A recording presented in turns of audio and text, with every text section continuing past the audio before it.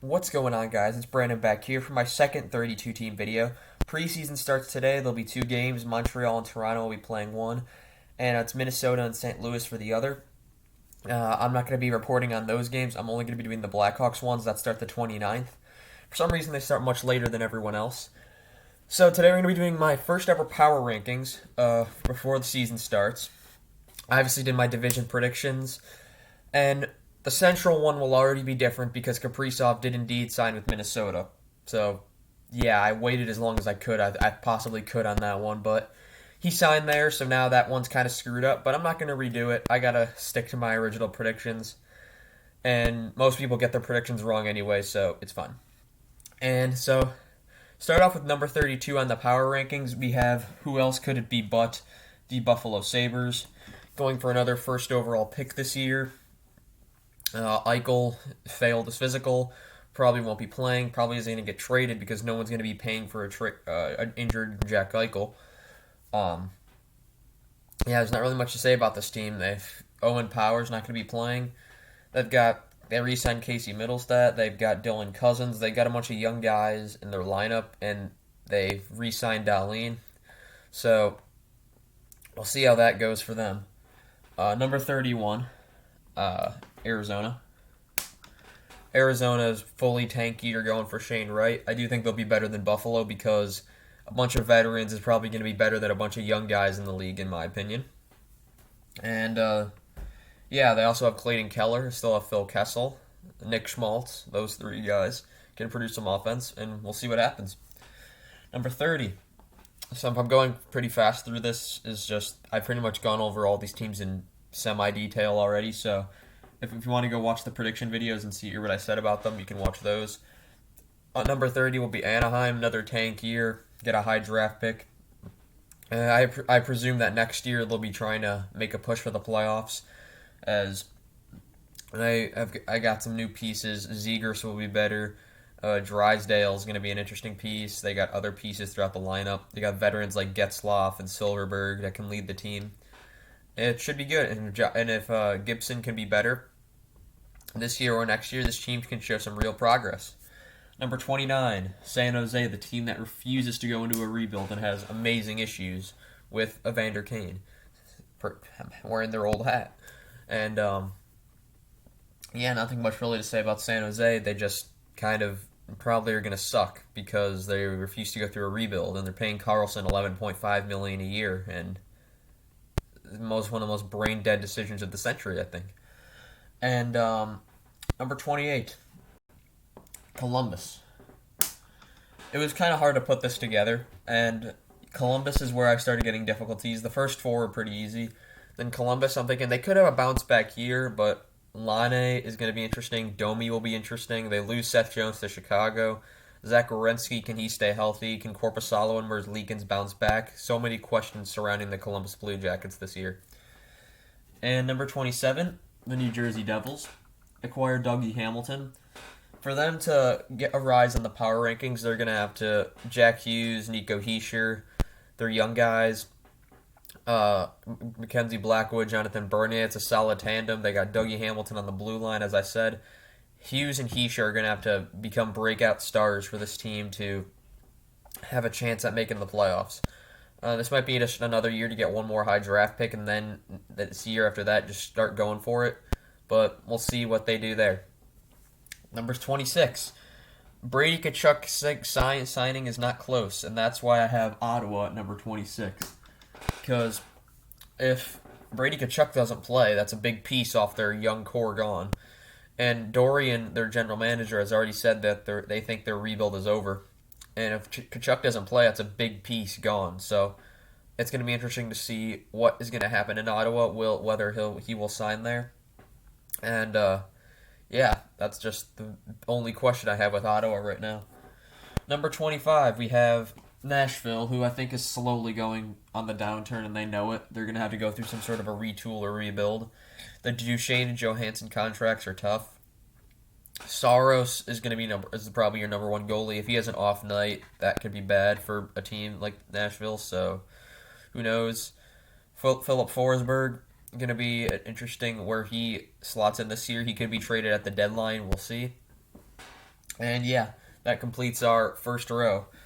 And to start the second row, we have, to cap off the California teams, the LA Kings.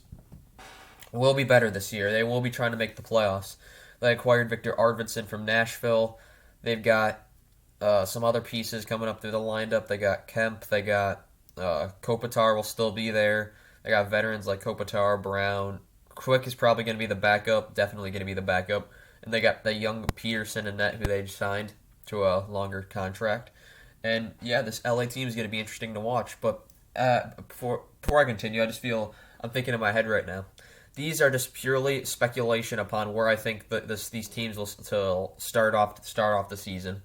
How I think they'll perform throughout the year. This is just an overall of what I think of what's gonna happen throughout this year. This is how I think basically they're gonna stat up by the end of the season in order.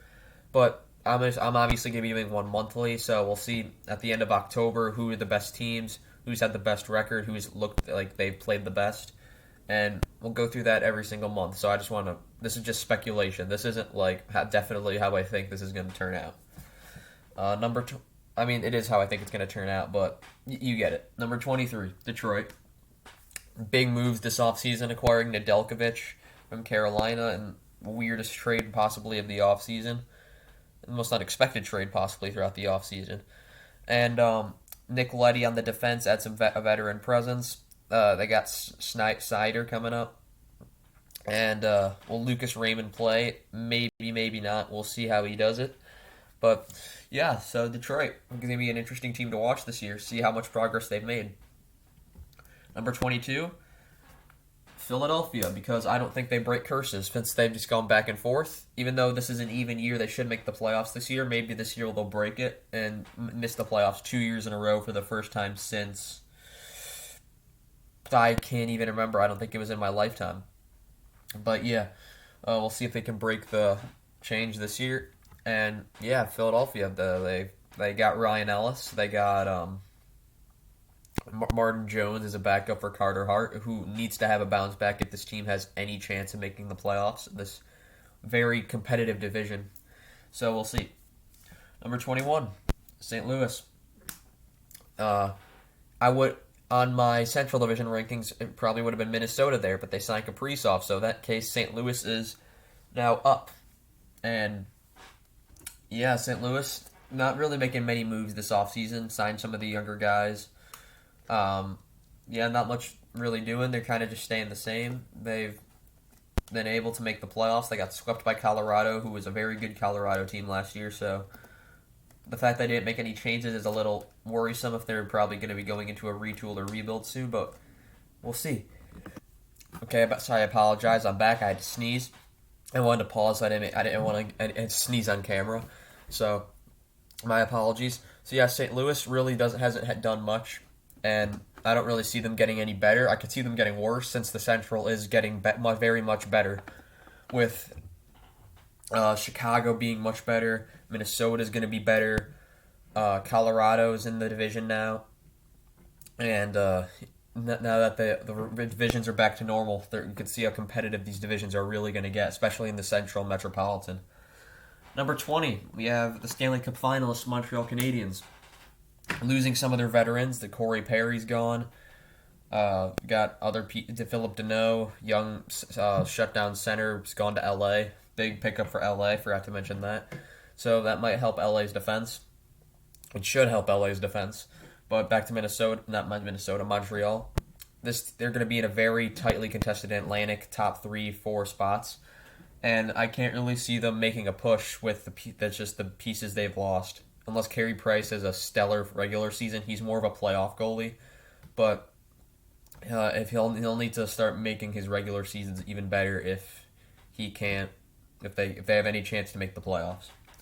Number 19, we have Calgary.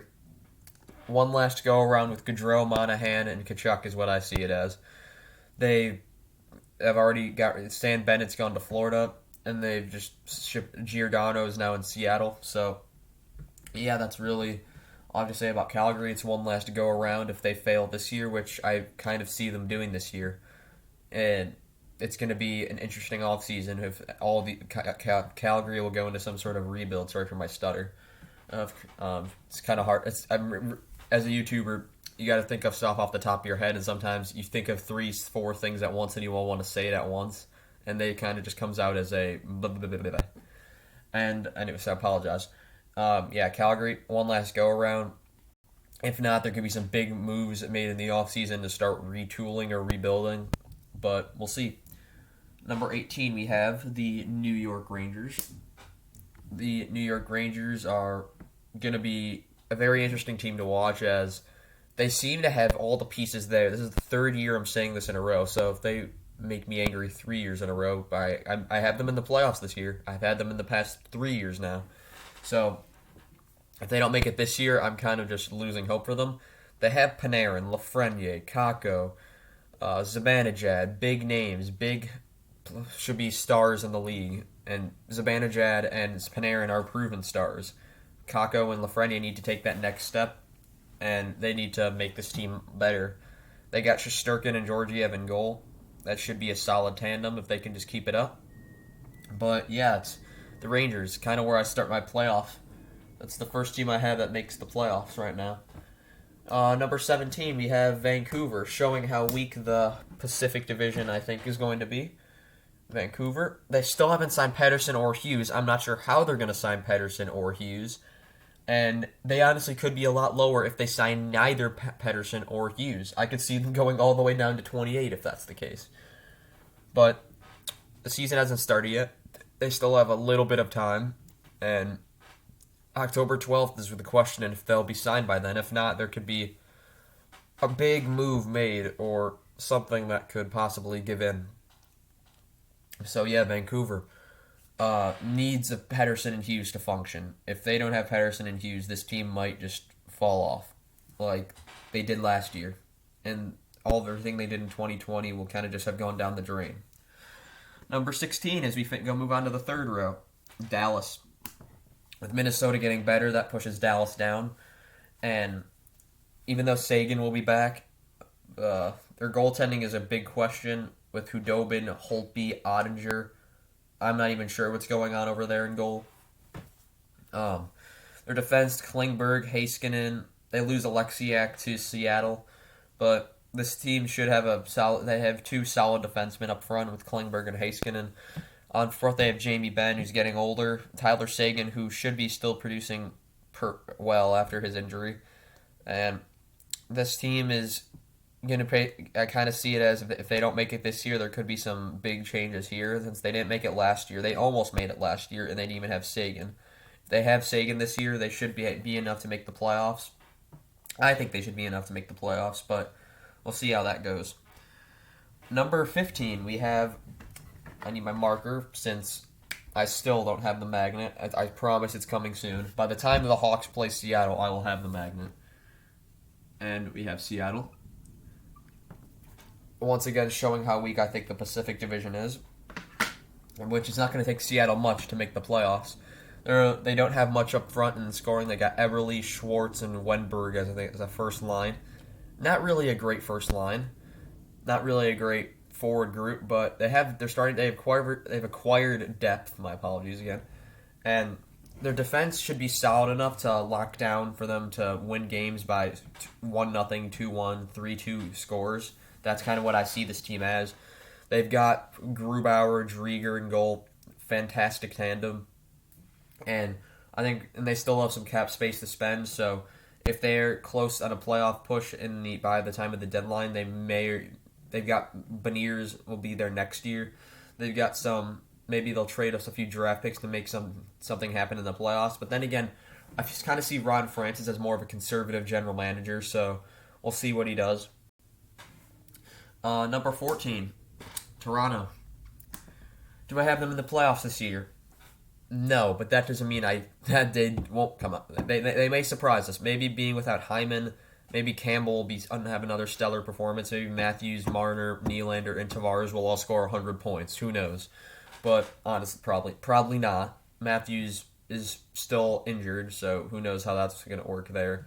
Tavares should be healthy after his gruesome injury last playoffs against Montreal in Game 1. But yeah, Toronto, they're it's as their documentary is called. I I'm trying to remember what it's called right now. Now that I say that, I was just thinking about it this morning, and it's not coming to me right now. But the name of their documentary kind of sums it all up. I'll just put it that way. I know what it's about, but I just don't remember the title. I swear. And yeah, Toronto. Not really a big year. I've seen like analysts say Toronto has the most pressure in Canada. I do not think so at all. They lost all of their pressure last year, and they kind of blew it last year. And yeah, that's why I think Vancouver has more pressure. Edmonton has more pressure. I did the pressure indexed in earlier this summer. And yeah, Edmonton has a lot of pressure. Yeah, Vancouver with pressure. Calgary has pressure. Montreal has pressure. Toronto just doesn't have that pressure right now. Ottawa has more pressure than Toronto, I'd argue. But yeah, number 13, my Chicago Blackhawks. This could be an amazing year, a fun year, or it could be the opposite of that as a Hawks fan. They bring in Seth Jones, sign him to a lucrative contract, ludicrous contract, I'd say, after a down year. And 9.5 for 8 years is going to be interesting, especially since it kicks in after this year. They have Marc-Andre Fleury for a year. Will he retire after this year? If they do big things in the playoffs and they go far, if they win the cup, I think he retires. If they make it close to the cup, I think he might stick around for a year, 2 years, maybe. And if they don't, if they're bad and they stink it and they give him away at the deadline, that could also be a possibility, and he retires from there. But Chicago has pieces now. Taves is going to be back. Doc should be a number one. Should become break out as a number one center. DeBrincat, Kane, Doc, Taves, Kubalik, Tyler Johnson, guys who have shown they can score. All of those guys shown they can score a lot of goals. And Doc being a passer on that first line, Taves on the second line. If Kubalik can score 30 again, if DeBrincat could score 40, if Kane could score 40, if Tyler Johnson could even get 20 or 30, Taves just passes it over. And then who knows what this team could do. The sky's the limit for the Chicago Blackhawks this year. They might be the most interesting team, and I'm not even saying that as a fan. They might genuinely be the most interesting team this year and how they do. Number 12, another Central Division team. We have finally, Minnesota Wild, who, with Kaprizov signed, this might be their greatest team ever. I'm just going to come out and say that right now. You got Kaprizov, Fiala, Dumba on the blue line. You got young guys coming in. You have Victor Raskin perform like he did last year. If they have Cam Talbot and Kakinen can perform again, this team could be extremely dangerous and make Minnesota hockey a fun thing, which, besides last year on Kaprizov's line, did not exist in the history of this team. So, yeah, Minnesota has big expectations now with Kaprizov being signed, and that's pretty much cup or bust for the next 2 years before they get screwed by the salary cap and the buyouts of Parise and Suter. Number 11, the Pittsburgh Penguins. I know I have them 4th or 5th on the division, but that's how deep the Metropolitan is. The Metropolitan is a very deep division. Pittsburgh can make another playoff push. Crosby and Malkin are not going to be healthy to start the season, so we'll see how that goes there. I'm not sure if they'll be able to perform like they have as previous seasons have, but this team's getting older, and it's going to be soon enough that this team is not going to be a playoff team anymore. As long as you have Crosby and Malkin, Malkin's in a contract year, as long as you have Crosby and Malkin, you probably can make the playoffs. But Tristan Jarry needs to have a bounce back after last year's horrible playoffs for him. But, yeah, so we move on. Number 10, we have Boston. They lose Krejci. Taylor Hall is locked up for a good 4 years. And yeah, there's not really much to say. It's, as we've been saying it for years, it's going to be Boston's last go-around. And the last 3 years we've been saying it, and lo and behold, they make the final in one of those years. And they've lost in the second round in 2020, and then lost in the second round again to the Islanders. So, if this is Boston's last go-around, finally, If it's not even surprised. They seem to surprise us every year with how good they are. But we'll see how they do this year. Number 9, the Carolina Hurricanes, who I could have put lower. I contemplated putting lower since they decided to say, screw it, we're not paying anyone, and got rid of Dougie Hamilton. They got rid of Alex Nedeljkovic. They got rid of a lot of pieces, and I don't really know what to say about this team. They should have a good enough forward group to get them through. On defense, they still have Jacob Slavin. They've got other pieces. They gave away Warren Fogle for, what's his name? Oh my gosh, what's his name? Ethan Bear. So they add some defensive depth. But we'll see how this team does. They've got a new goaltending tandem in Frederik Andersen and Antti Ranta. If they can perform like they have in the past, like 2019 era, this team could be good. If they don't, and they become the injury-riddled goalies that we know them as, then that kind of just sums it up. Now we make it to the final road, the top 8 teams in the power rankings. Number 8, the Winnipeg Jets. After last year's surprising successes, they look to once again go for a playoff push. They acquired Nate Schmidt from Vancouver. They've pretty much kept the same team otherwise. And, this team's going to be interesting to watch. Excuse me. And, there's not really much I have to say about Winnipeg. I pretty much covered everything in the Central Division predictions, how I think they'll finish second. And, so other than that, let's move on to number 7. We have this back-to-back Stanley Cup champion Tampa Bay Lightning. Lost a whole third line and part of their fourth line, and I still think this team is going to be that good. Stamkos, Kucherov, Hedman, those 3 names alone. Vasilevsky, number 4. Brian Elliott's now the backup. They've got other pieces. Sergachev is in the back. And this team is going to be a playoff team once again. However, they'll no longer be the dominant power in Florida, I think, if they meet in the playoffs. We are back. Sorry about that. Had to sneeze again. And, Tampa, that's kind of all I really have to say about them. They should be as electrifying as usual. And back in the normal divisions, I think they'll have a better chance of, not as easy of a chance, but a better chance of showing that they could still play, even without Goudreau, without Coleman, without, why am I blanking on their names now? Without Tyler Johnson's gone, other names. Why can't I think of any now that I'm on camera? I was just discussing this with my dad yesterday. And, it's going to be interesting to see how they stack up. Number 6, Edmonton. Lots of pressure. Bring in veteran Duncan Keith with no retained salary. Ken Holland has done it again, drinking the stupid juice. Thank you, Ken Holland. And, that's really all I have to say about Edmonton. They bring in Warren Fogle, bring some offensive depth. Zach Hyman, they've signed to a long-term contract. So it improves the defense. Darnell Nurse has been signed for long-term.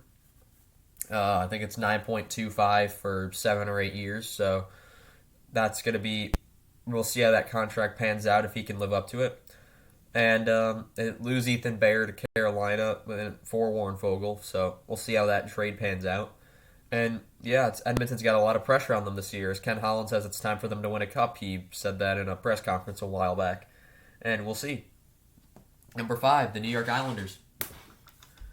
This team, although I have them finishing 3rd in the division, if not 4th, this team is so dangerous in the playoffs, and they will continue to be dangerous in the playoffs. If a team is going to come out of the Eastern Conference this year, it's going to be the Islanders. Tampa's not there to stop them this year, I don't think. If Tampa does make it to the Eastern Conference Final and they play the Islanders can knock them out this year. I am fully confident in that. 2020, it was 6 games. 2021, it was 7 games. The Islanders are going to be, if they play Tampa again, will eliminate the Tampa Bay Lightning. And I'll look into the camera and say that. In the Eastern Conference Finals for 2022, if the Islanders and Tampa face off again, the Islanders will win that series and go to the Stanley Cup Final. There we go. I've said it. And watch them now blow it, and something will happen horrible this year. They get Anders Lee back. That's a big addition. And they bring in Zach Parise for some offensive depth. And they lose Jordan Eberle to Seattle, but this team is such a good team all around that it can play in any situation. If anyone is down, someone can step up in that lineup. That's why Barry Trotz coach teams are phenomenal. Number 4, we have Vegas. Lose Marc-Andre Fleury to Chicago, who won the Vezina. That's still going to be sour and interesting in Vegas fans' minds, but we'll see how that goes.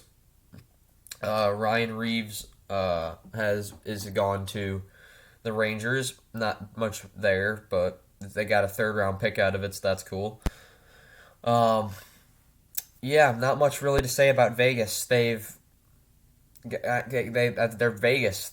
Leonard's now the starter, and Brosset is the backup, who is going to have a hard time filling into Marc-Andre Fleury's shoes. That is for sure. But yeah, I've already pretty much covered Vegas and why I think they'll finish top of the division. I just think they're better than everyone else, except maybe Edmonton. Edmonton could be a surprise. They could become an amazing regular season team, and they become the Washington Capitals of the Pacific Division. But we'll speak. Speaking of the Washington Capitals, number 3, the Washington Capitals, the regular season team, as I like to call it. Ovechkin should still be pouring in goals. Kuznetsov, Backstrom's week to week right now, so we'll see if they'll be ready for the season start. Anthony Mantha's there. They've got John Carlson on defense. They've got other names on defense. And speaking of that, Zdeno Chara is now on the Islanders. I just forgot to point out that. But forget that. And back to Washington. Yeah, Washington should still be pouring it in the regular season, but can they get Ovi a second cup will be the question this year. Pardon me. So yeah, will they be able to get Ovi a second cup? I don't know. They're not really the playoff team. 2018 was a fluke, and it wasn't a fluke, but you get the idea. And yeah, that's really all I have to say about Washington. Number 2, we got Colorado. President's Trophy winners lose Philip Grubauer to Seattle in free agency, which was a huge shocker. But they lose Brandon Saad to St. Louis, and this team is going to surprise, I think, some people with Darcy Kemper. I think Kemper will be great in Colorado. Will he be Grubauer's level, or will he be carried by such a good team in front of him? Bit of both, I think. Kemper was a fantastic goalie in Arizona, except last year he was an injury-riddled mess, but we don't need to talk about that. But Kemper can fully bounce back in Colorado. This is the perfect place to do so, and we'll see how he does. Number 1, who I think is going to win the President's Trophy this year, the Florida Panthers. This is the best team I think Florida has ever assembled. I've seen people not even predict them to make the playoffs.